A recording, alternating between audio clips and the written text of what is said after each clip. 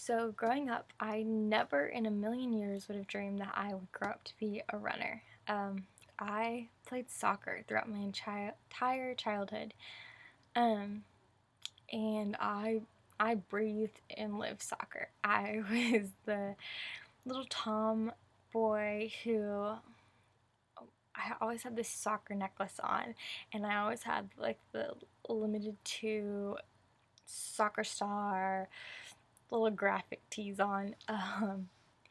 And I worked really, really hard at it. My dad has always been really involved in anything athletic in my life, and so I remember he would always encourage me and come practice with me in the front yard. We would juggle together or play one-on-one or do any of like the one-on-one soccer moves.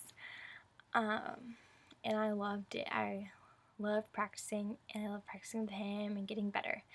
But by sophomore year of high school, that was my 12th year to play soccer, and I was also playing volleyball and swimming, playing select soccer and soccer for my high school, and I was running track and cross country for the high school.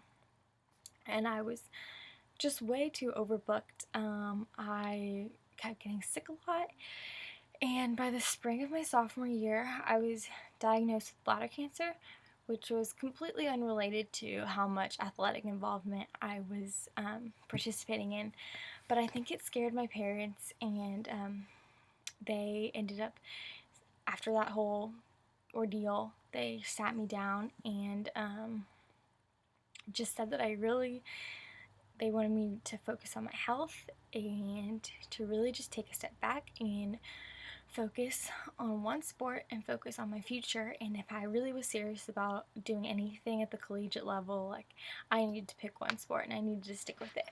And I think the only reason I was hanging on to soccer still was because all of my best friends played with me. They were on my team, and I was afraid, I think, that I wasn't going to have those friends if I quit playing with them. But I was, at that point, just really burned out from the sport in general.